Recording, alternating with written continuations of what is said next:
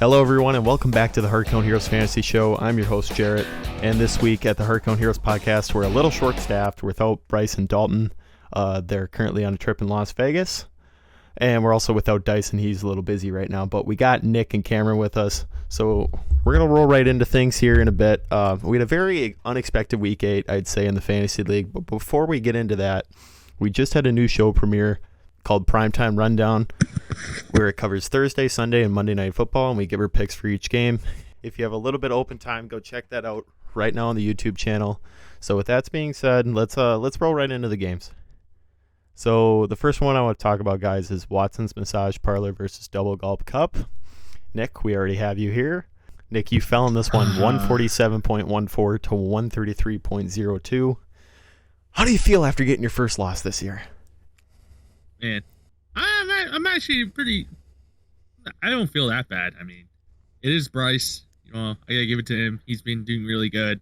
Mr. 1-6 beat you. This is the start for his comeback. Like, good for him.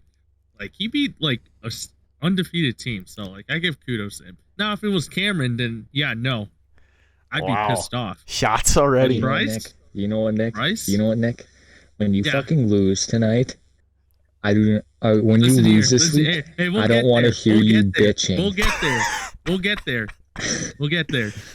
The most unexpected thing that happened was Alvin Kamara. Like, dude, 42.8 fantasy points. That's nuts. Fuck.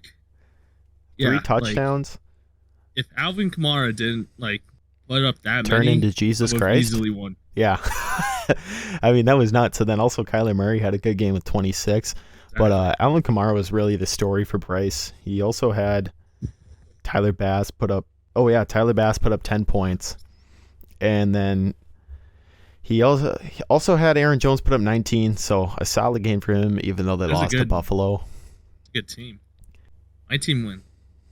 They crapped their pants. Like, Josh Allen went underprojected. Yeah, that was surprising. Josh Jacobs, oh my God, that was... that's hard to look at. Joshy Jacobs, not a good game. 7.4. Cooper Kupp. So Cooper Kupp, he did pretty good, but the only thing is that he got injured like near the last couple minutes of that game, and I watched that. Yeah. Game. So it was rough. Is he coming back for next week? Do you know or no? It looks like that he is coming back. He's just gonna sit out this Wednesday practice, but he looks like he's gonna start. Okay. Next well, game. that's good for you at least. But I don't know how much production I'm going to get from him. So we'll see. So, Nick, would you call this week a fluke week for you? And you think you're going to pick things up next week? Or are you concerned? 100%. Just a fluke week? That's fair enough. Just a fluke week. I mean, Bryce had a really good team. Like, we'll get more into your matchup later on. But, yeah, Bryce had a good week. That was the biggest one right there. Like, I'm not trying to pity him like Dalton, but good for Bryce. Yeah, no, I'm actually proud of him. Like Alvin Kamara just came out of nowhere. So I was expecting that average 17, 20 fantasy points, not this 40-point game that he has. So yeah, good for him. Disappointing game, but definitely gonna fix it this week. All right, so let's roll into the next matchup then. Judge Judy, Cameron over here taking on Cooper. And Cameron took that game personally after we all picked him to lose. He won that game 186.24 to 152.14. Actually, Cooper had a decent week with 152 points from his team, but Cameron, oh my Lord, you had Derrick Henry go off for 35, A.J. Brown for 39, DeAndre Hopkins for 33. Definitely a good week for you. Oh, yeah, it was a great week. Dak Prescott had 26. I mean, that's just pretty solid. I actually heard after that Steelers game the next day with the Steelers and the Eagles, A.J. Brown got a random, quote-unquote, drug test after that game, which I can tell you right now that is definitely not random. That is kind of, yeah. Dude put up 3 touchdowns. Roger Goodell, we know what's up. Yeah, the jig's up, Goodell. Let's be real here. And I saw A.J. Brown. He was getting double teamed and he still caught that touchdown. Then he pointed to both of the people who were double teaming him and basically calling them bums. So AJ Brown was really good that game. That was surprising. Taysom Hill, only 8.2 points. He was just a stand-in for you, I guess, huh? Yeah, he's still on over projections. I mean, not bad for a tight end. Yeah, that's true. Or in everything. Yeah. Yeah, he does everything. So more than a tight end, I'll tell you that. So for Cooper, Christian McCaffrey in his first real game with the 49ers was amazing. He had a triple crown, my friends. He threw a touchdown, he ran for a touchdown, and he caught a touchdown all in the same game. There. And honestly, from what I'm hearing around, and I agree with it, is that CMC right now in the 49ers and that scheme with Kyle Shanahan, he's a league winner. I think he might be RB1 going forward for the rest of the year. He's the guy to have. We'll get more into that later. We had some really exciting trades, but we'll get into that after we go through the games here. 33 points for Tony Pollard. I feel like he should be the RB1 in Dallas, but Jerry Jones is pulling the strings there Zeke and still has Zeke. Zeke is done. I mean, if they were smart, they'd start Pollard. Why wouldn't you start Pollard? He looks. Zeke is done. Pollard is that guy. He has a quicker first step. He's more elusive. He's a better pass catcher. He's honestly better at almost everything over Zeke. And Zeke is washed. To be honest, if Zeke was traded like last year, they would have gotten a lot like better trade capital than what he is right now.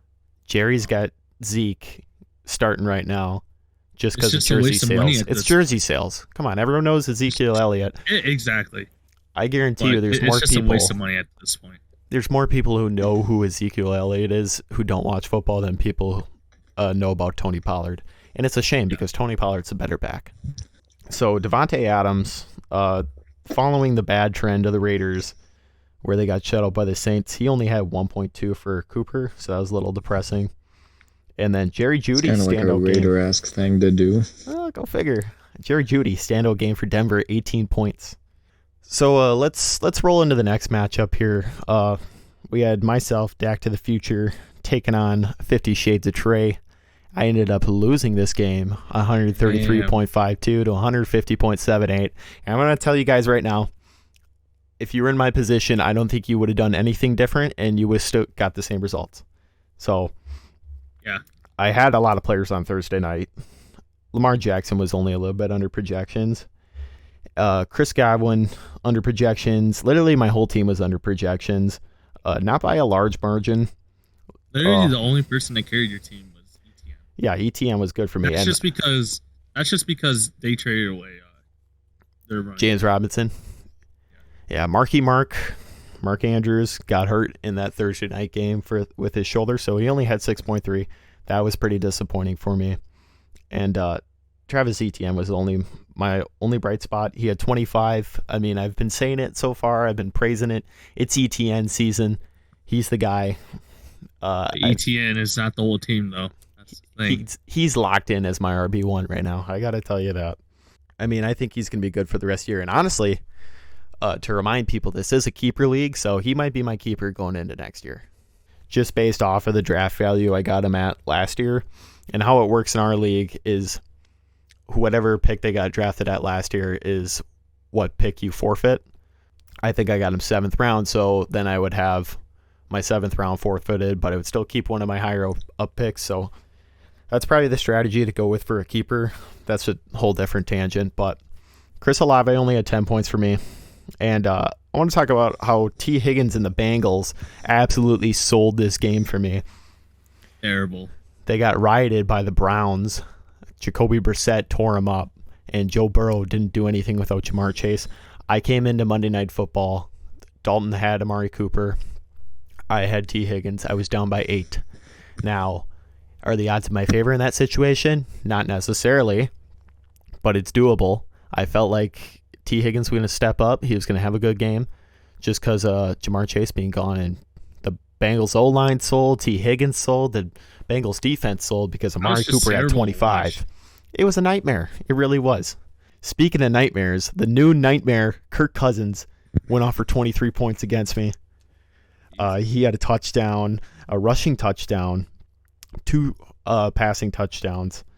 And he had a game against Arizona. They won that one 34-26, but he's only good when it's the noon slot. He's not good in primetime games, but unfortunately I was playing Kirk when it was a noon slot, so I paid the price for that. Tyreek Hill had 31 for Dalton against me, and he had some good standout players, and then Dameon Pierce really put the nail in the coffin. This would have been a lot closer of a game if Damian Pierce didn't score that last-minute touchdown against the Tennessee Titans. So the only bad part in Dalton's lineup was Cortland Sutton, 2.3. If you're a Cortland Sutton fantasy manager right now, I think it's time to panic. Yeah. Yeah. It's something I would definitely be scared of. I'd probably get rid of him. To be honest. Yeah, replace him if you can right now. Just the Broncos right now. I think they did make strides this week. Yeah, they did make strides this week, but it's still got a long way to go. I know our resident Broncos fan here, Cameron, probably has a word or two about that. It's country. That's right. I'm not going to defend this team. This offense is fucking terrible. This is the worst offense I've seen.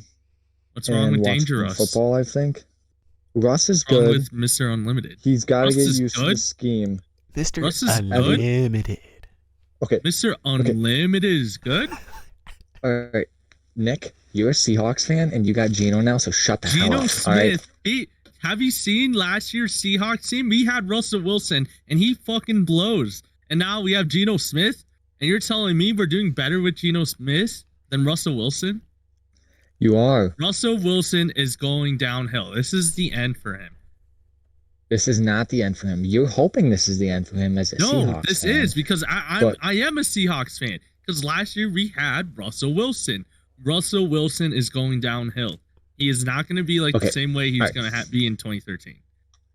All right, let me talk here. He needs to get acclimated to the scheme of things. I always hear that. He's been banged up all season. I always hear that. But he was in the Seahawks system for almost his whole career, and you're telling me the last 3 years as a Seahawk, he started to suck? And he's been in the system for 10 years. You can't just say that, it's a new system. He's been in the same system with the Seahawks, and he's went downhill. You can't tell me that's because Pete Carroll has a 1970s playbook he uses. And now he breaks out a new one. Wilson? No, because he breaks out a new one because his job was on the line. It's literally the same one since Russ got in here. It's not the same playbook. It is not. You still see Geno still scrambling around like Russell Wilson does and still makes all the plays. But what's the angle here, Nick? What are you trying to prove? Because Russell Wilson, sure, he sucked in the Seahawks system for the last couple of years, but he still is in a new system. I mean, I don't want to come out here and defend Russell Wilson, but I just don't think the claim is accurate. No, it's just that the Broncos don't need Russell Wilson. This is the downfall of Russell Wilson. No, this is you throwing a shit fit. Because we have your former star quarterback. Why would I be complaining about our former star quarterback when we have a quarterback right now who's doing way better, number one in the NFC West, better than the Broncos? It's just not Ross's year. It's going to be his downfall. He's not going to be a great Bronco. At best, he's going to be average. All right. Okay. Well, we will see. We will see. I'm not going to argue with you about this. Yeah, that's definitely going to come back up at a later date. I'll tell you that. See you next week. So, with that being said, Broncos are on bye this week, you dumbass. Let's roll into the last matchup. Nick Chubb, Dyson took on Jordan's Nut, and Greg won this game. He's on a 4-game winning streak. Good for He Greg. won 182.5 to 149.88, and oh my lord, I am scared of Greg. 4-game winning streak. The fucking underdog right now. He's gonna come back up and claim a playoff spot. Well, he's stacked at running back. I'll tell you that. Ramondre Stevenson for 21. DeAndre Swift 14. Joe Mixon didn't have that good of a game, but he had Donta Foreman who went off for 31. So that's pretty impressive. As for Dyson, still almost put up 150. Nick Chubb had a good game. Mike Evans was good, but Joe Burrow kind of sold. Devonta Smith had a rough game. And the Eagles defense, though, did have 16. And I know we've talked before about how Dyson should start Joe Burrow every week, but this week was not in his favor. Tua put up 29. Who was going to expect it, though? Joe Burrow. I don't want to bite back on my word by any means, but Tua was playing the Lions, and the Lions have a terrible defense. So, that's true. But I do think you can't really trust Joe Burrow without Jamar Chase. We really haven't seen him without him. Well, yeah, he's only played. And what was that? Before they drafted Jamar Chase, like he did terrible his rookie year. Yeah, it was absolutely. Well, terrible. They have a connection from college, and I think I saw a statistic watching Monday Night Football that prior to that game, Joe Burrow's only played it was something like 12 NFL snaps without Jamar Chase on the field. So that's pretty radical. I'll tell you that. Well, since Jamar Chase has been in the league. So obviously Jamar Chase is the difference maker there, and he went off for 30-some before. I think that's just kind of an interesting thing to thinking about. So anyways, moving into the player of the week. I have my pick. Who do you guys think? Kamara. It's Kamara. Yeah, it's got to be Kamara. It is Kamara. He came out of nowhere and it fucking destroyed my team. In the week of the running back, everyone had a lot of good running backs, but Kamara's the guy, 42.8 points. I would give honorable mentions to CMC, King Henry, A.J. Brown, and D-Hop. But the guy to have this week was Kamara. And that was the difference maker for Bryce. And hey, gave me flashbacks of that Kamara Christmas game where he put up 5 touchdowns. In the playoffs. Yeah, in the championship game, and I lost that first year. That was not fun. Yeah, Kamara's definitely the guy. Let's talk waiver wire ads now. And then after that, we'll get into the trades. This is going to be a long waiver wire segment. This is going to be a 2-hour podcast. We had 12 different claims just in the original process at 3 a.m. or whatever it is. But we had a lot of moves besides that, too. Let's just start off with Greg picking up DJ Moore and dropping David Njoku. DJ Moore, 27 points. And he also made a boneheaded play by taking his helmet off. I made a TikTok about it. I got a lot of flack. I'm going to be honest with you. I got a lot of flack for that. Oh, yeah. Yeah, you got fucking... I stand behind that. Everyone did not like you. I'm assuming most of those people are Panther fans, which there's nothing wrong with that. But I might have to agree with you. If he didn't pull that stupid move, they would have been closer to the post. And easily take that field goal. Yeah, the kicker should have made it, but it would have been a way easier field goal if he was closer. DJ Moore should have kept his helmet on, and I would classify him as a veteran now. And you can't make stupid mistakes like that and put your team in danger. Especially when you know your kicker's not going to be consistent.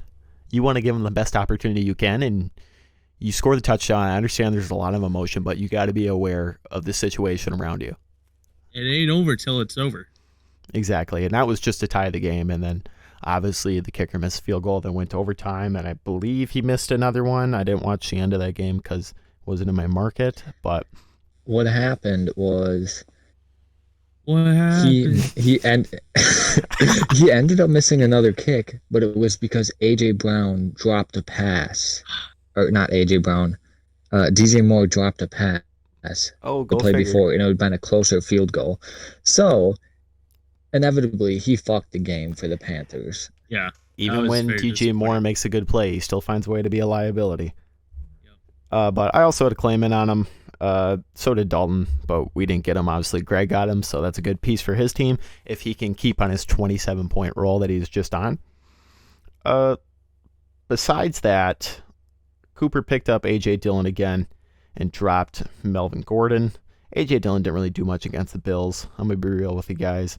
And I wish they would utilize him more. I'm a big A.J. Dillon guy, but he's just not getting the production there. But Melvin Gordon's not good, so I guess I understand it. And then Nyheim Hines, picked up by Dyson, later moved. We'll get into that in just a little bit. Dalton dropped the Bills defense for some reason and picked up the Seahawks defense. I wouldn't have done that. That's kind of stupid. I mean, they're playing the Jets coming up here. I probably wouldn't have dropped the Bills defense. They did only put up 5 against the Packers, but it's the Bills defense, man. That's one of the best defenses in the league. Especially if you're going with Zach Wilson. Zach Wilson has been playing terrible. I mean, they're without their star running back, Breece Hall now. If I'm Dalton, I'm keeping that defense. I don't know why you pick up the Seahawks, but that's him. Yeah, exactly. little underrated pickup, I think, on my part here, but I picked up Jason Myers, who is ranked number 1 out of all kickers in the Sleeper app, and I dropped Brett Maher. We'll see if he could stay on his roll. He has put up over 10 points in like every game since the past week 5. 3 weeks. So, that's actually really good. I was looking around for kickers because Maher's on a bye, and picked up Myers, so I'm happy about that. Little underrated pickup, but speaking of kickers, Cameron, you picked up Young-Ho Koo again, and you also picked up Antonio Gibson dropping CAH and dropping Greg Zuerlein. You also dropped Taysom Hill, and then I just don't need him anymore. Yeah, fair enough. We're gonna get into Nick's moves in a second. Bryce picked up Robert Tonyan and dropped Pat Freiermuth. Me and Cameron were just discussing this before the show, but Freiermuth's stock is going up now because Chase Claypool is gone, so I don't know why you would drop him. And then he also picked up the Chiefs defense and dropped the Raiders defense. That one's kind of self-explanatory. And then you, Nick.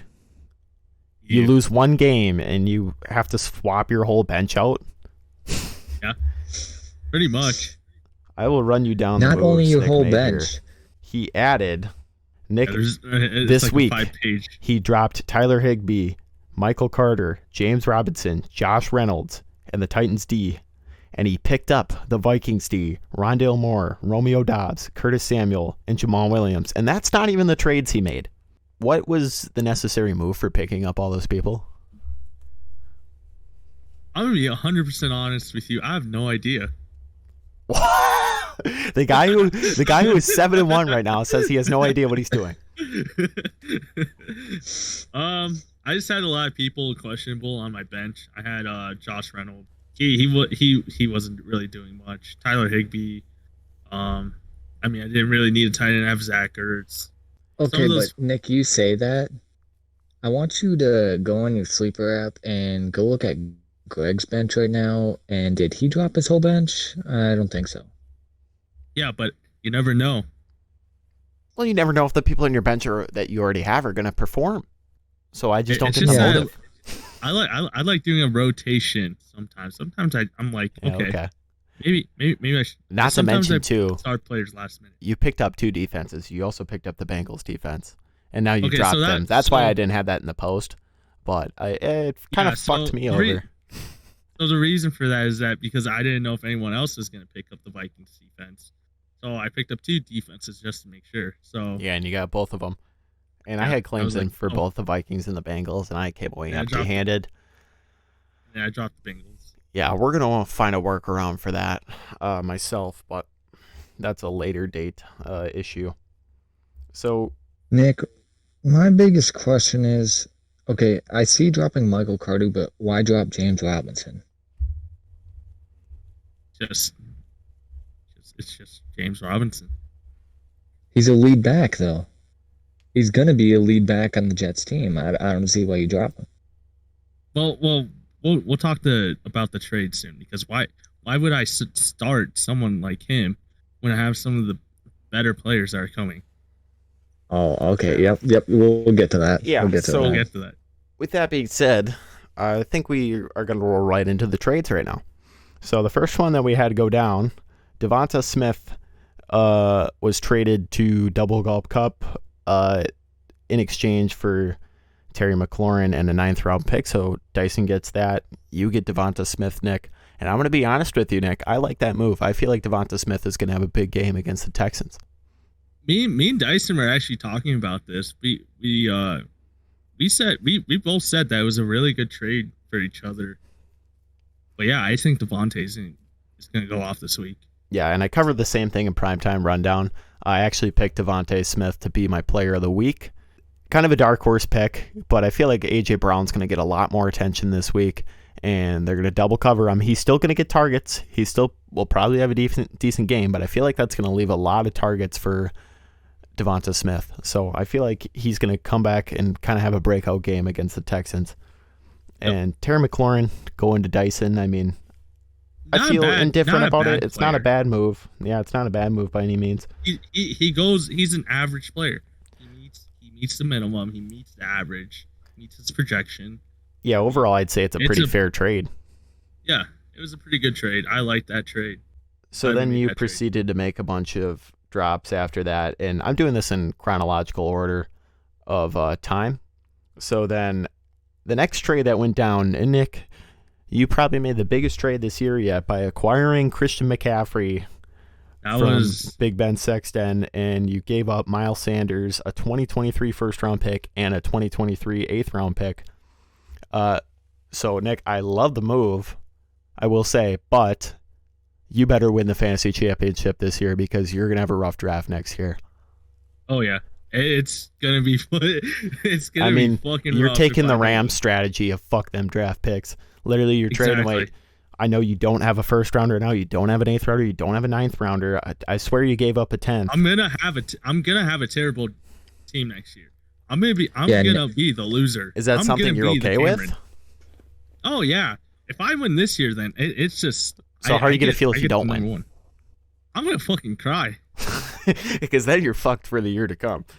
Fuck yeah. Yeah, because you don't have a 10th rounder either. Because you gave me that in the Drake London trade earlier. Oh yeah, too. I'm out of draft picks.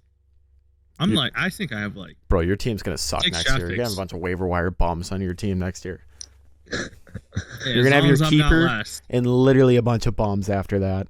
Yeah, it's gonna be Josh Allen and then literally all second string. Yeah, exactly. Okay, I swear to God, your keeper's gonna be Josh Allen, Nick.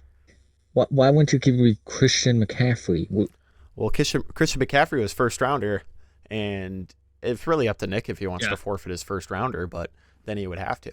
Yeah. Wasn't Josh Allen a second rounder? Yeah, it's better than giving up your first rounder. For Nick. Yeah. Well, actually, let's think of it this way. You already forfeited your first round. You traded it away. We're going to have to get into the logistics of that in the off season, but we'll figure something out. Yeah, because it's going to be our first time doing keepers. Yeah, it's going to take some sitting down and looking at and evaluating, but that's a whole nother story. So after that, I put Leonard Fournette on the trade block, and I made a trade with Greg. I'm surprised he was the one who sent me the trade because I've been trying to get either Joe Mixon or DeAndre Swift this whole year. I've been trying to get him since we started this year. Greg sent me a 1-for-1 trade of him getting Leonard Fournette and me getting DeAndre Swift. If DeAndre Swift is healthy, I'm happy with this move. I would have taken that too. As long as DeAndre Swift can stay healthy, I'm cool with it. Leonard Fournette, I love Milk Dud, but the issue is he's just not really that efficient of a runner if you look at his statistics. Pretty inconsistent. Rachaad White is coming for his job, and the Tampa Bay offense is just bad this year, to put it plain. So that's a little concerning. I know the Lions aren't much better, but DeAndre Swift, I feel like brings a lot more value for me if he can stay healthy. So that was another trade. Then after that, Cameron, you acquired Nyheim Hines and a 9th round pick from Nick Chubb, Dyson, in exchange for Antonio Gibson, and I feel like he kind of fleeced him there. I like this trade. I think Nyheim Hines is going to see a lot of work in Buffalo, but only time will tell, I guess. I feel like Dyson probably should have gave up a little less, but that's how it is. What do you do? Antonio Gibson's kind of a question mark. So Nick's 9th round pick has really been bouncing around today. It's getting passed around. Sooner or later, I'm gonna get it back. I'm like, what the fuck? Yeah. It's just gonna be like a long game of telephone. So that was all the trades that went down. So it's the middle of the season. We're going into week 9, and I want to touch on mid-season fantasy awards. So we're just gonna go over 3 awards. We're gonna go over MVP, Rookie of the Year, and Comeback Player of the Year. At the end of this season, guys, we're going to have a whole award show I'm thinking that we're going to do. So please keep your eyes out for that. But we want to kind of look at right now who we think is a front runner for that awards or who might win it. So MVP, who do you think is eligible to get Josh that? Allen. Really? Josh Allen is fantasy MVP. Even though he had that one under-projected game, he's been really, really consistent over 20 fantasy points. It's just that 1 week against Green Bay. He had some fuck-ups with interceptions and all that, but I think he's going to be MVP for the whole league. Yeah, he has been pretty good. I mean, I think I'm going to go against the grain here. Austin Eckler. I was just going to say right that. Now. That is actually he hasn't put up under double digits all season. He's elite right now. I think so, yes. And the last 3 games he's had, he was on a bye week last week, but the last 3 games he had, I know he's been over 30 for each one. So that's unstoppable. So Eckler's probably my pick right now to get MVP. Josh Allen would be right there with him. But I think those 2 guys are pretty solid front runners. As for Rookie of the Year, I have a feeling that K9's going to win it. Kenneth Walker, I feel like he's really emerged on the scene. Or I'll give you another option here too. Dameon Pierce, I feel like, could win it as well. Those are really good, 2 players right there. It's definitely between those 2. But and both this year were acquired with really good value. I mean, both of the guys didn't even go in the draft and are 8-man, so that's kind of a nice thing. ETN, if he can pick it up, maybe, but I feel like the production in the front half of the season for him was just not there, so I don't think he's quite there yet. Well, obviously, we'll see at the back half. He might have more of an option here, or more of a contending spot. And then I also want to give out a shout-out to Chris Olave. I feel like he's been good, but maybe not good enough to win the award. Yeah. And then comeback player of the year, I'm going to go with Saquon Barkley, guys. Saquon Barkley really kind of looked like the Saquon Barkley we've seen before this year. Mm-hmm. Yeah, Saquon's looking good. He would be my front runner. I think CMC could also be another. Yeah, that's true for that. Oh, another honorable mention too, Geno Smith. Geno Smith, yeah. I mean, fantasy wise, he's okay, but from being a backup to Russell Wilson and starting, that's really good. But I think I like Saquon. I know I have Christian McCaffrey that's coming on my team really soon, but I really think that Saquon is a great player to be comeback player of the year. Always consistent, just a great player in general. Yeah, I have regrets not taking Saquon Barkley with my 3rd round pick or whatever it was. Definitely surprised us. Or 4th round. I just didn't think he was going to be the same guy. I thought he was going to get injured, and I'm eating my words on that one. So, yeah, Christian McCaffrey and Saquon surprised all of us because nobody wanted them because they were injury prone, and now they're just going off. Yeah, exactly. So they proved us wrong, but it is what it is.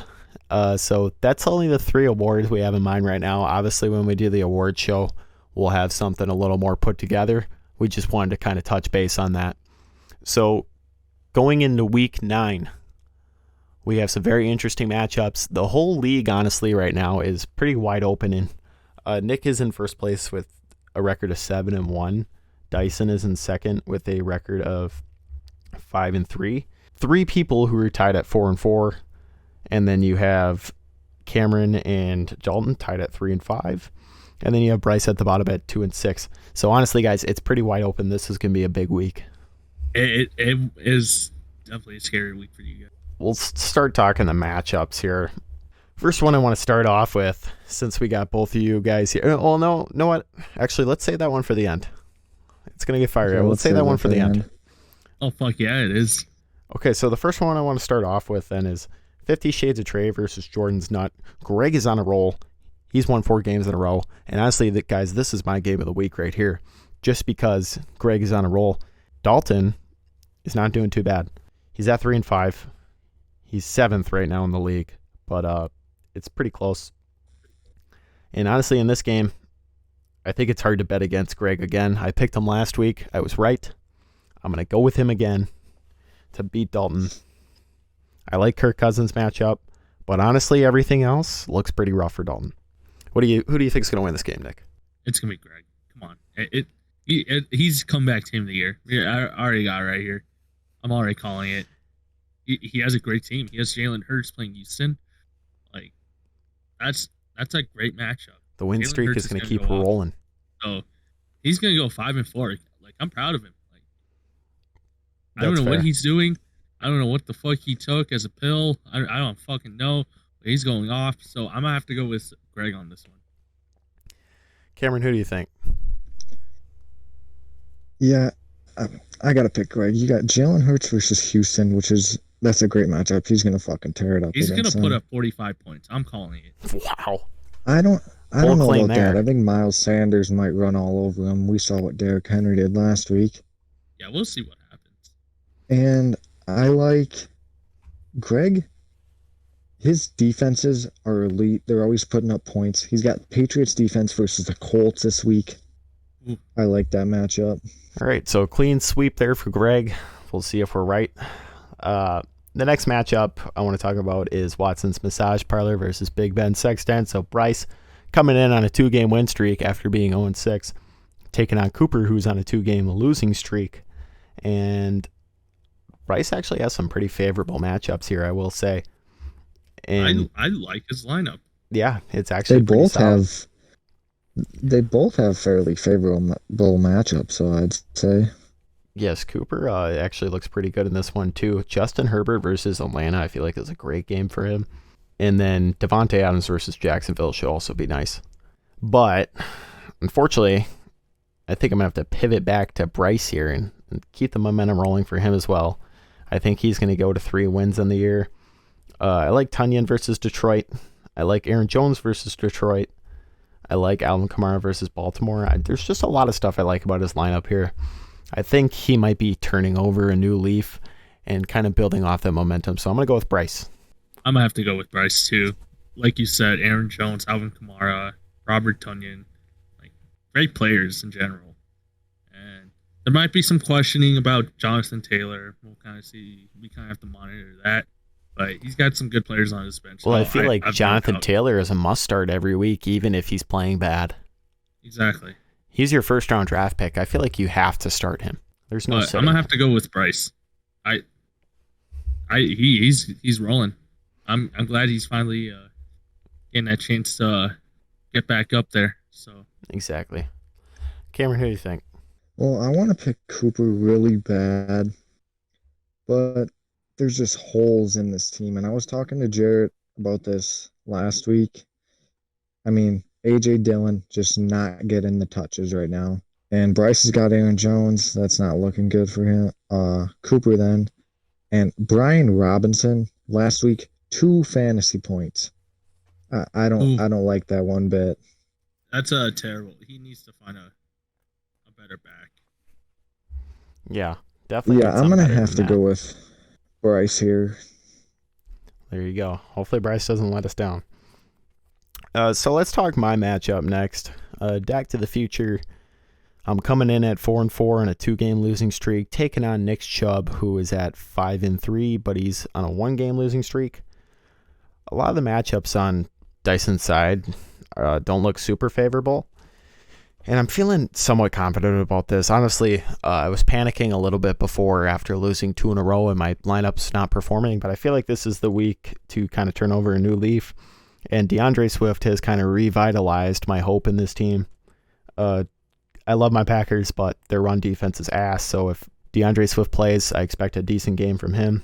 Justin Jefferson should hopefully do better against Washington, and Lamar on Monday night should hopefully do better as well. So, hopefully. Who do you guys think is going to win in this matchup, me or Dyson? I'm going to have to go with Jarrett on this one.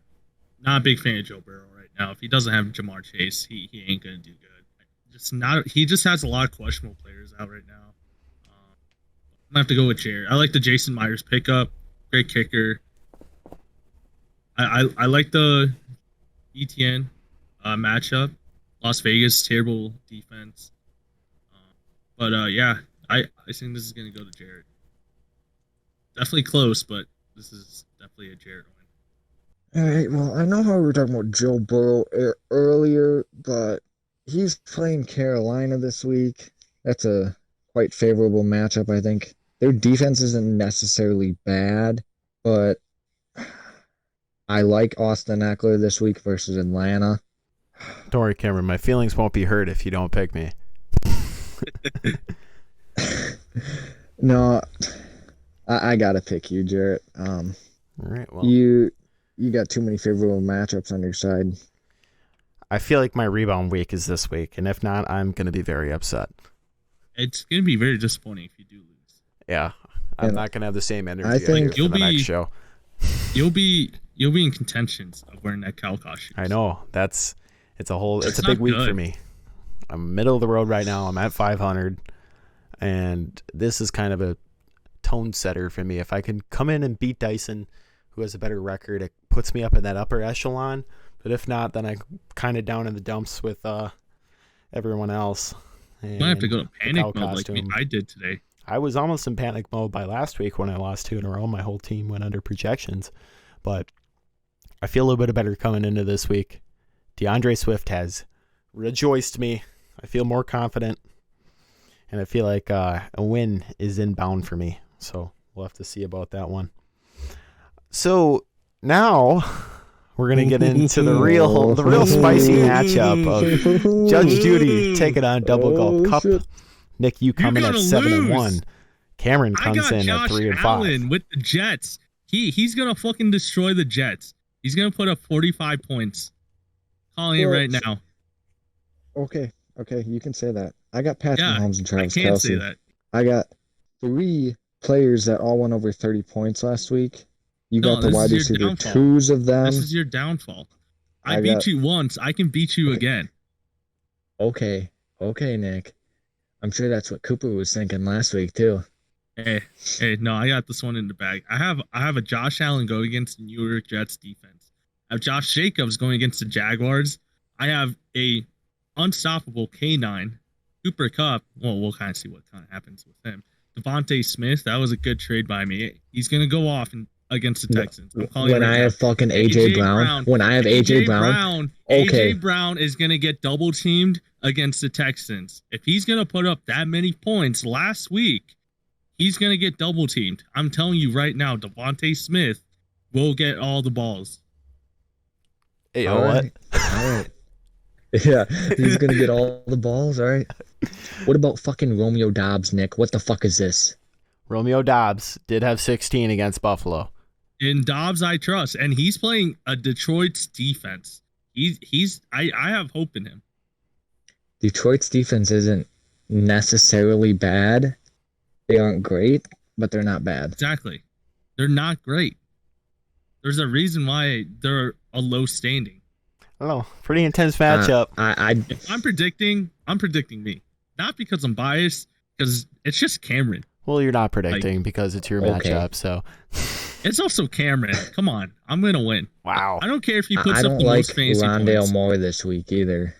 I like Rondale Moore. I don't know. Rondale. When I have D-Hop, you got all the wide receiver 2s on these teams. I got the wide receiver 1s. It doesn't matter. I have the people that are getting the ball, Nick. That's what matters. Because those starters are going to get double teamed. That's what's going to happen. All right. We'll see. Jacoby Myers is going to light your ass up. Well, doesn't matter. I got K9. I got Cooper Kupp. I got Joshy Poo. We're going to beat you. Because you're Cameron. For my pick this week, I'm going to flip a coin. I'm going to be real with you. I don't know. I like both of you guys in this matchup. I'm going to let fate decide. This is actually a really good game. This is a really good game. So I have heads and I have tails right here. I'm going to go ahead and flip it. Oh, it didn't flip at all. It's too heavy of a coin. Tied? Right, we're fucking tied? We're going to tie. Hey, you know what? I'm fine with that. The call is heads. I'm picking Cameron. Cameron, I think you're going to win this just fairly off of fate. Fate has told me. So that's my picks for the week. Right. Just to kind of remind everyone here, our prediction records so far are I am 8-7. Nick is 6-9. Nice. Bryce is 7-8. Dalton is 4-5. Dyson is 0-3. Rough week for Dyson last week. And Cameron is 4-5.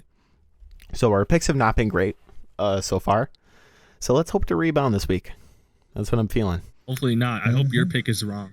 Well, don't blame me. Blame the quarter. It's fake. Actually, it wasn't a quarter. It was a bigger coin, but. Hey, last week I acted like Dalton, and now I got my cockiness back, and that's how I went undefeated. So this is it. I'm coming back. Is this the part where I'm supposed to fill in as Bryce and tell you that you're not supposed to be cocky? Or there's a fine line between cocky and confidence? Yeah. Where's Bryce when we need him? Yeah, right. Hey, Nick, all I'm going to say is didn't work out when I talk shit. So I hope it just works out that way. My shit talking is 7-1. I don't know about yours, but mine's 7-1. My shit talking is scoring the most points in the league right now. You're 3-5. You're 3-5. Nick, I've scored. If you're scoring so many 1,200 points, why aren't you undefeated? I have 1,200 Why points aren't scored you undefeated? Me. Nick, if you're scoring all these points, how the fuck aren't you undefeated? All right, motherfucker, shut the fuck up. I have 1,200 points scored against me. You have 964 scored against you. But I'm 7-1. I have almost 300 more points scored against me. That doesn't matter. All the matchups I have. Points doesn't matter. All the matches. The points doesn't matter. If the points do matter, you'd be 8-0, but you're not. You're in contentions of wearing a cow costume. I'm not. All right. Oh, wow. We'll see. I'll see you next week. Wow, that might have been the most fiery moment we've had in this whole podcast. Wow. All right. Clip this. I'm ready. Yeah, you better fucking clip this. My cockiness is back. Because next week, Nick, when you're crying like a little bitch, you're gonna be losing. I can already see you in that cow costume. Everyone is voting against you. I hope you know that everyone wants to see you in a cow costume. I'm gonna beat you this week. This week, I literally do not give a fuck if everybody wants to see me in a cow costume. Because if Bryce wants to see me in a cow costume, he's 2-6, and he doubted DeAndre Hopkins, and now he's going and you're off. gonna be 3-6, so you're gonna be in the same level as him. Okay, yeah, we'll see. We'll see. All right. Well, we're coming up on about time here, so that's gonna wrap up week 9, or at least the predictions for it. And that's basically going to wrap up the show here. Make sure you check out Primetime Rundown. It should be up already. It's going up Thursday morning, so it should be up. Go check that out. It's going to be a little shorter. I think it's only 10 minutes. Me and Nick hammer out the predictions and give you some analysis for the Monday, Thursday, and Sunday night football games. And check out the socials as well. Check out the TikTok, definitely. We just had a video reach over 11,000 views on there, so that's nuts. Definitely, we're happy with that. So thank you to everyone for supporting the brand and what you've done so far. We're looking to grow and just kind of keep on this pace, keep hammering out the content, and hopefully you guys enjoy. So any last words, my friends? Zephalic Cameron. I'm ready to see Cameron wear a cow costume. Nick, there can't be a fall when I'm already at the bottom of the league. This is the fall of the league. I wouldn't be talking.